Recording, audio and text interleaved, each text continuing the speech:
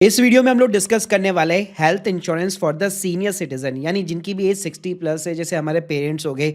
सबसे बड़ी प्रॉब्लम क्या आती है ना भाई, उनका हेल्थ इंश्योरेंस का जो प्रीमियम होता है काफ़ी ज़्यादा होता है। जी हाँ भाई, हमारी सैलरी के ऊपर बहुत इंपैक्ट डालता है। और आज मैं एक ऐसा तरीका बताने वाला हूँ जिसके थ्रू आप इस प्रीमियम को बहुत आसानी से कम कर सकते हैं।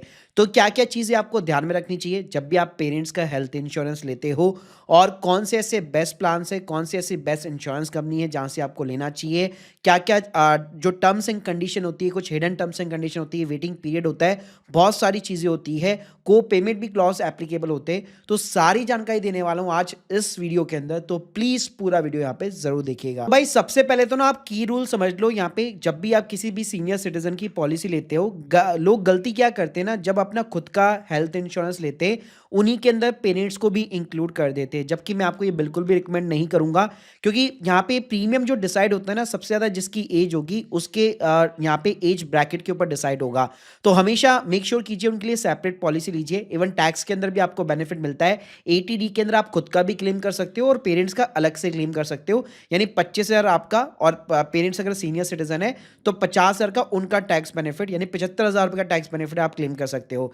इसके अलावा नॉर्मली अगर आप देखोगे ना, तो यहाँ पे जो सीनियर सिटीजन वाली पॉलिसीज होती है 60 प्लस वाली, जिसमें आपको प्रीमियम तो कम दिखाएगा, लेकिन ना एक को पेमेंट का क्लॉज होता है। को पेमेंट का होता है कि जब भी इंश्योरेंस यहाँ पे मेडिकल का, जब भी वो एडमिट होंगे आपके पेरेंट्स, जब भी बिल आएगा, आपको अपनी जेब से यहाँ पे 20%, 25% जो भी पॉलिसी में लिखा होगा वो आपको अपनी जेब से पे करना पड़ेगा।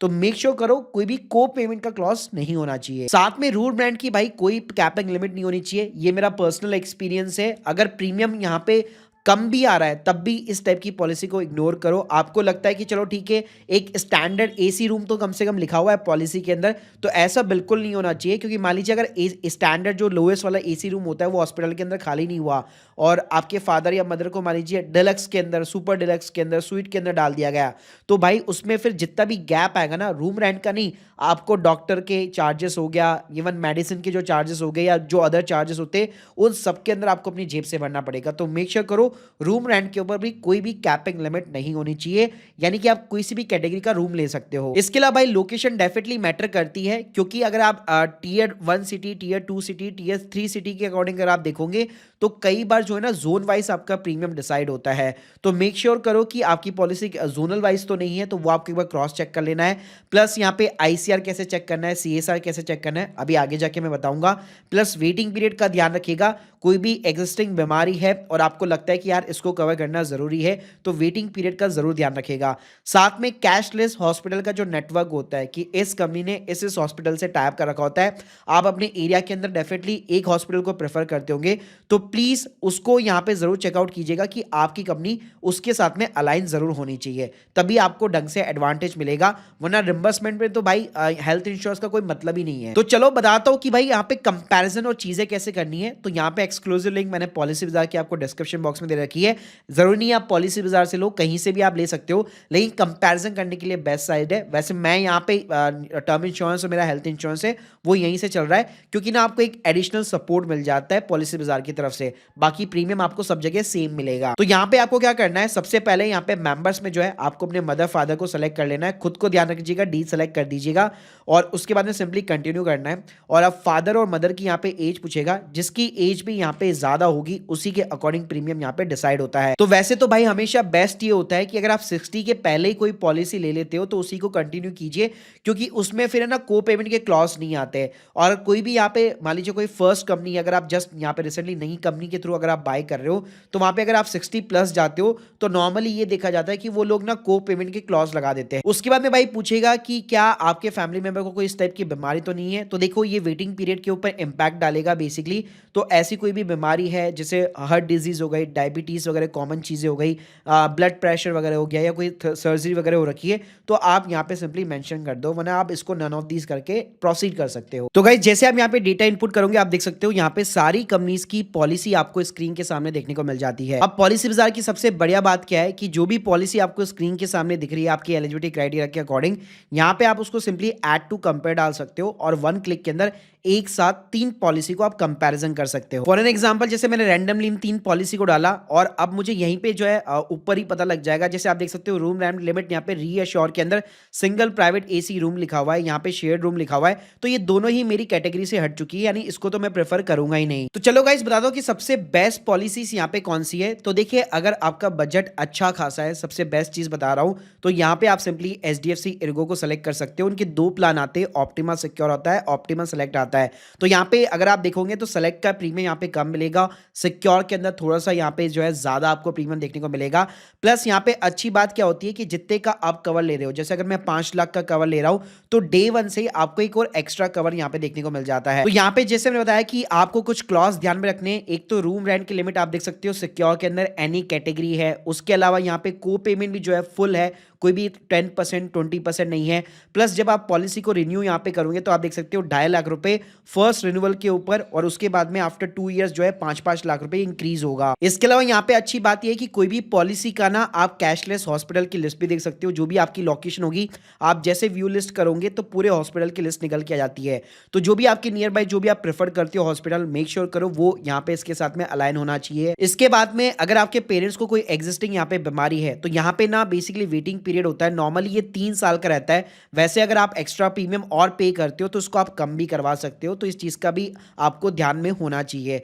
इसके अलावा इनिशियल वेटिंग पीरियड 30 डेज का होता है, फर्स्ट टाइम आप ज्वाइन कर रहे हो। और इसके अलावा यहाँ पे स्पेसिफिक इलनेस कवर होता है, जैसे इसके अंदर हार्निया हो गया, कैटरैक्ट हो गया, ऐसी बहुत सारी चीजें होती है जिसमें 2 साल का वेटिंग पीरियड एप्लीकेबल होता है। इसके अलावा गाइस अगर आप कम प्रीमियम के ऊपर ज्यादा बेनिफिट या फीचर उठाना चाहते हो तो फिर आप स्टैंड हेल्थ अलोन जो इंश्योरेंस कंपनी है, जैसे केयर हो गया, स्टार हो गया, इसको भी आप शॉर्टलिस्ट कर सकते हो। यहाँ पे आप देख सकते हो 23,000 का प्रीमियम दिखेगा आपको, और स्टार के अंदर भी 28 का दिखेगा। और अच्छी बात है अगर आप इसको सेलेक्ट के साथ में कंपैरिजन करते हो, रूम रेंट के अंदर, केयर के अंदर आप कोई भी कैटेगरी का रूम उठा सकते हो। प्लस यहाँ पे भी आपको कोई भी को पेमेंट की लिमिट नहीं मिलती है, लेकिन स्टार के अंदर ध्यान रखिएगा, आप देख सकते हो 85% है, यानी कि 15% जो है आपको अपनी जेब से पे करना पड़ेगा, तो इसको भी आप अपनी लिस्ट से हटा देना। प्लस रिन्यूअल बोनस भी अगर आप देखोगे तो केयर के अंदर आपको 2.5 लाख रुपए पर ईयर, और उसके बाद में ये 5 लाख रुपए तक मैक्सिमम जाएगा, यानी 5 का आपका 10 हो जाएगा, जबकि प्रीमियम आपका यहाँ पे सेम रहेगा रिन्यूअल के टाइम पे। और प्रीमियम में एक और चीज बताना चाहूंगा, हर 5 साल के एज ब्रैकेट के अंदर प्रीमियम यहाँ पे जो है चेंज होने वाला है। इसके अलावा प्री हॉस्पिटलाइजेशन पोस्ट अगर आप देखेंगे तो 60 यहाँ पे 90 मिलता है, वहीं पे HDFC 60 180 का, यानी पोस्ट हॉस्पिटलाइजेशन जो कवरेज होता है डिस्चार्ज होने के बाद में, HDFC आपको ज्यादा प्रोवाइड करता है। बाकी गाइस जैसे मैंने वेटिंग पीरियड के बारे में बात की, तो वो तो भाई ऑलमोस्ट आपको हर पॉलिसी के अंदर 3 साल का एग्जिस्टिंग इलनेस पे मिलता ही है, और स्पेसिफिक इलनेस के ऊपर 2 साल का मिलता है। इसके अलावा अगर मैं इसको नीवा के साथ में कंपैरिजन करता हूं HDFC के अलावा केयर के प्लान को, तो यहाँ पे आप देख सकते हो नीवा के अंदर बेसिकली आपको जो है सिंगल प्राइवेट एसी रूम देखने को मिलता है, तो वो एक थोड़ा सा कॉन्स है। लेकिन अगर आप रिन्यूअल बोनस वगैरह देखोगे तो ये 50 लाख रुपए तक मैक्सिमम जाएगा, जबकि केयर के अंदर उतनी लिमिट नहीं है। तो यहाँ पे रिन्यूअल बोनस आपको अच्छा खासा देखने को मिल रहा है। बाकी गाइस जो वेटिंग पीरियड है वहां पे जैसे बताया आपको डिफरेंस देखने को नहीं मिलेगा, एग्जिस्टिंग इलनेस पे सेम 3 साल का आपको देखने को मिलता है वेटिंग पीरियड। बाकी pre and post hospitalisation days में जो है आपको डिफरेंस देखने को मिलेगा, बाकी अगर आप सारी चीजें देखोगे तो आपको ऑलमोस्ट सेम मिलेगी। और अभी राइट नाउ ना केयर आपको एक और ऑफर ये दे रहा है मनी बैक का, यानी कि अगर आप 5 साल तक जो है क्लेम फ्री करते हो बेसिकली, तो आपका फर्स्ट ईयर का जो बेस प्रीमियम है वो आपको यहाँ पे रिफंड मिल जाएगा। इसके अलावा इस केयर को अगर मैं ICICI के लॉम्बार्ड के प्लान के साथ में भी कंपैरिजन करता हूं तो यहाँ पे भी जो है single private AC room ICICI आपको प्रोवाइड करता है, जबकि केयर के अंदर एनी कैटेगरी वाला एडवांटेज है। इसके अलावा गाइस अगर आप इन सारे प्लान्स के अंदर कंफ्यूज है तो यहाँ पे ना आपको फिल्टर्स के भी बेसिकली जो है सारे के सारे ऑप्शन देखने को मिलने वाले हैं। जैसे आप रूम रेंट के अंदर बेसिकली जो है सीधा आप नो रूम रेंट लिमिट यहाँ पे सिंपली जो है कंसिडर कर सकते हो। इसके अलावा पॉलिसी बेनिफिट के अंदर आप नो कॉमेंट को पेमेंट वाला क्लॉज कंसिडर कर सकते हो। तो जैसे ये चीजें आप एप्लीकेबल करोगे अपने आप देख सकते हो 70 में से केवल 26 प्लान बचेंगे, तो अपने आप इस तरह से प्लान आपके हटते जाएंगे। अब चलो गाइस बताता हूं कि अगर आपको अपने प्रीमियम को रिड्यूस करना है, मतलब आपको लगता है कि यार ये प्रीमियम भी मेरे लिए अफोर्डेबल नहीं है, बहुत ज्यादा है, लेट्स सपोज मैं HDFC का प्लान लेता हूं या कोई भी प्लान लेता हूं, तो यहाँ पे ना आपको एक कस्टमाइजेशन का जो है ऑप्शन भी देखने को मिल जाता है। जैसे स्क्रीन के सामने आप देख सकते हो, फॉर एन एग्जांपल मैं HDFC का जो है जो सुपीरियर प्लान है बेसिकली वो यहाँ पे पिकअप कर लेता हूँ। जैसे मैंने ऑप्टिमा सिक्योर को ले लिया जिसमें 40,000 रुपए का प्रीमियम आ रहा है। तो यहाँ पे अगर आप देखोगे तो वैसे 10 लाख का कवर है, डे 1 से 5 लाख है, प्लस 5 लाख एक्स्ट्रा है। अब अगर आप नीचे की साइड में आओगे तो यहाँ पे ना आपको एक डिस्काउंट करके ऑप्शन मिलता है जो कि जिसका नाम होता है एग्रीगेट डिडक्टेबल। जी हाँ, अब यहाँ पे अगर आप देखोगे तो फॉर एन एग्जांपल अगर आप 25,000 रुपए डिडक्टेबल चूज करते हो तो आप देख सकते हो 40,000 रुपए का प्रीमियम है, लेकिन जैसे मैं अप्लाई करूंगा 10,000 रुपए का डिस्काउंट मिल जाएगा। तो लेट सपोज अगर आपके पेरेंट्स भाई हेल्दी है तो ये जो है राइडर आपके लिए, मतलब ये जो डिस्काउंट वाला एग्रीगेट डिडक्टेबल वाला जो ऑप्शन है आपके लिए काफी काम आ सकता है। यहाँ पे डिडक्टेबल अमाउंट का क्या मतलब है कि जब भी आप क्लेम करने जाओगे तो लेट सपोज मान लीजिए अगर 50,000 रुपए का बिल बनता है तो 25,000 रुपए आपको अपनी जेब से देने पड़ेंगे, वो इंश्योरेंस कंपनी नहीं देगी।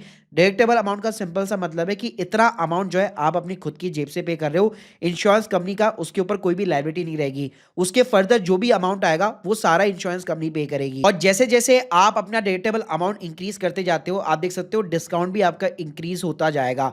लेकिन मैं रिकमेंड करूंगा आपको यहाँ पे भी कंपैरिजन करना चाहिए कि यार 25,000 रुपए चूज करने पे 10,000 तक का डिस्काउंट मिल रहा है तो ये मेरे लिए ज्यादा बेस्ट डील है, इंस्टेड ऑफ द 50,000 में सिर्फ 16,000 का मिल रहा है। और ये ध्यान रखिएगा एग्रीगेट डिडक्टेबल है, यानी कि लेट सपोज अगर साल में अगर आपके पेरेंट्स जो है 2 या 3 बार एडमिट होते हैं तो ये लिमिट जो है बेसिकली एग्रीगेट काउंट की जाएगी। मान लीजिए फर्स्ट टाइम एडमिट हुए तो बिल बन के आया समथिंग का 60 या 70,000 रुपए का, तो 50,000 रुपए का डिडक्टेबल अमाउंट उसके अंदर ऑलरेडी कंसीडर किया जाएगा और 20 आपको अपनी जेब से पे करना पड़ेगा। फिर उसी साल के अंदर अगर सेकंड टाइम एडमिट होते तो वापस से वो 50,000 काउंट नहीं होंगे, फिर उस टाइम पे जो भी बिल बनेगा वो पूरा इंश्योरेंस कंपनी यहाँ पे आपको प्रोवाइड कर देगी, यानी कि ये एग्रीगेट डिडक्टेबल की तरह बेसिकली काउंट होगा। दूसरा गाइस जो तरीका है कि अगर आपको अपने पेरेंट्स का प्रीमियम कम करना है तो उनका कवर भी अगर आपको ज्यादा चाहिए, फॉर एग्जांपल अगर मैं 5 लाख का कवर लेता हूं तो 23,000 रुपए मेरे को भरने पड़ते हैं केयर के अंदर। यहीं पे अगर आप देख सकते हो अगर मैं 10 लाख का यहाँ पे कंसीडर करता हूं तो ऑलमोस्ट 28,000 रुपए मेरे को पे करने पड़ते हैं। और ऐसे अगर मैं 20 लाख का लेता हूं तो ये 23,000 का प्रीमियम सीधा सीधा 35,000 रुपए का बन जाता है। तो यहाँ पे ना आप एक सुपर टॉपअप प्लान को भी कंसीडर कर सकते हो, सेम कंपनी का भी ले सकते हो या फिर अनादर कंपनी का भी ले सकते हो। तो यहाँ पे आप देख सकते हो जैसे अगर मैंने 5 लाख का अमाउंट लिया हुआ है तो नीचे की साइड में अगर आप जाओगे तो यहाँ पे ना आपको सुपर टॉपअप के ऑप्शन देखने को मिल जाते हैं, सेम कंपनी का भी देखने को मिल जाता है, अदर्स कंपनीज के भी आपको देखने को मिल जाते हैं। तो यहाँ पे भी सेम डिडक्टेबल अमाउंट होता है, यानी कि ये जो 5 लाख रुपए डिडक्टेबल अमाउंट है वो तो आपने बेस से ऑलरेडी कवर किया हुआ है। और लेट सपोज अगर मैं यहाँ मान लीजिए 5 का और लेना चाहता हूँ तो यहाँ पे मेरे को प्रीमियम जो है 10,000 रुपए का एडिशनल पे करना पड़ेगा। ऐसे अगर मैं सिर्फ 15 लाख का लेना चाहता हूँ तो मुझे 21,000 रुपए यहाँ पे करने पड़ेंगे और डिडक्टेबल जो 5 लाख रुपए है वो मेरा बेस से कवर हो जाएगा। ऐसे अगर आप यहाँ पे फॉर एन एग्जांपल नीवा का हेल्थ रिचार्ज देखते तो आप देख सकते हैं 15 लाख का कवर सिर्फ मेरे को 7,000 रुपए के अंदर मिल रहा है।